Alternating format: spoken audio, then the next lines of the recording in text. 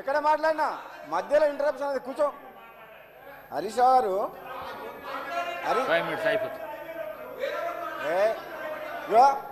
మీరు హరీష్ గారు మీకు కొంచెం హరీష్ అధ్యక్ష అధ్యక్ష అధ్యక్ష ఇప్పుడు మేము అధ్యక్ష 10 ఏళ్ల పాటు వాళ్ళ పరిపాలనలో ఎన్ని తప్పులు చేసినా సరే మేము అటుపక్క కూర్చొని గంటలు గంటలు ఉపన్యాసాలు ఇస్తుంటే మేము విన్నాం అధ్యక్ష. ఏదో ఒక మంచి కార్యక్రమం ఈ తెలంగాణ దక్షిణ తెలంగాణ ప్రజలకు అన్యాయం చేసే విషయంలో పార్టీలకు అతీతంగా మా గౌరవ ముఖ్యమంత్రి గారు మా నీటిపారుదల శాఖ మంత్రి గారు ఒక మంచి కళ్ళ కనబెట్టేట్టు మొత్తం నిజాలు చూపించింది. మీరు ఓపికతోడు వినండి, సలహాలు ఇవ్వండి, సలహాలు ఇవ్వండి.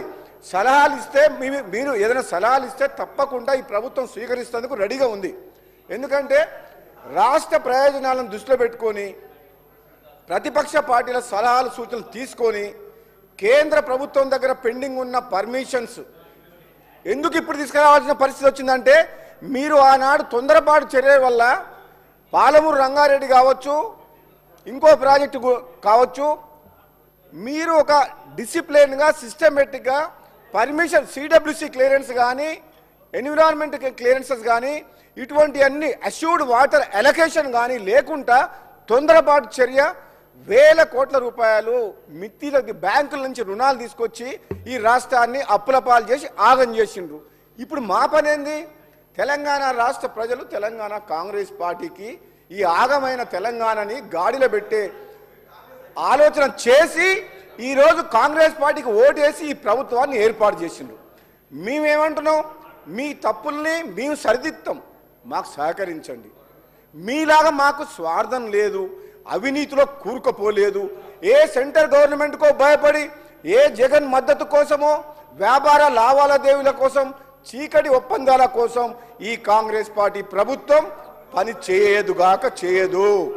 ఈ ప్రభుత్వం మీరందరూ కేఆర్ఎంబి నుంచి పర్మిషన్ తెచ్చుకోవాలి, సిడబ్ల్యూ నుంచి క్లియరెన్స్ రావాలని మీకు 10 సంవత్సరాల్లో రాని పర్మిషన్స్ మేము 6 నెలలు సంవత్సరం లోపల పర్మిషన్ తీసుకొచ్చి ప్రాజెక్టులు నడిపిస్తాం తప్పకుండా. ఎందుకంటే మీలాగా మాకు అవినీతి సొమ్ము లేదు, మేము ఎవరికి భయపడాల్సిన అవసరం లేదు.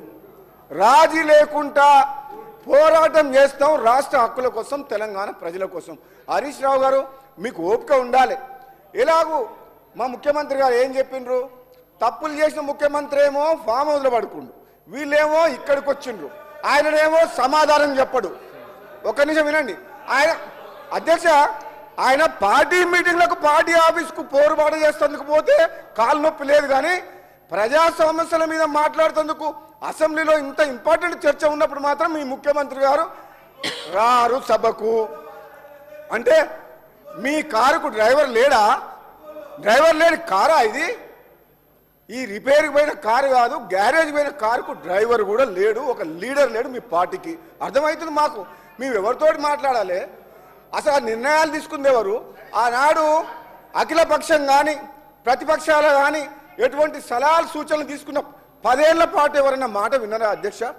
ఒక్కరిని మాట్లాడనీయకుండా మాకే తెలివి ఉంది, ప్రాజెక్టుల విషయంలో కానీ ఇంకో విషయంలో కానీ అన్నీ మేమే చేస్తాం, మీకు అసలు తెలివే లేదన్నారు కదా.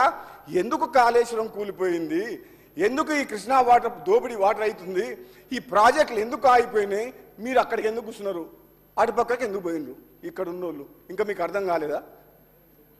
అధ్యక్ష నేను ఈ నల్లగొండ జిల్లా వాసిగా మునుగోడు శాసనసభ్యునిగా మాట్లాడుతున్నాను.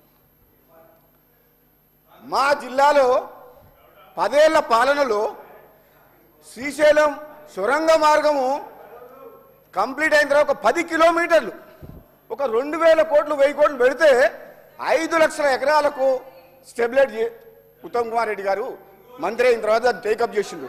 అది చేయొచ్చు. ఉదయ సముద్రం ప్రాజెక్టు కంప్లీట్ చేసి 1,00,000 ఎకరాలకు ఏమని ఇదే హరీష్ రావు గారిని ఇదే సభలో నేను శాసనసభ్యునిగా గొంతు పోయేటట్టు మాట్లాడినా.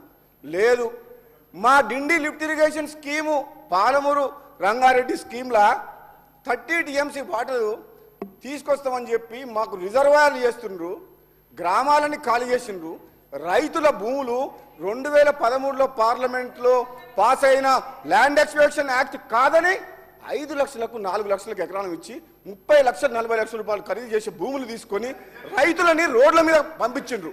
మరి ఆ పోని రైతుల సాక్రిఫైస్ చేసిండ్రు ఎన్నో గ్రామాల ప్రజలు. ఆ ప్రాజెక్ట్ అన్న అయిందా? నీళ్ళు వచ్చినాయా?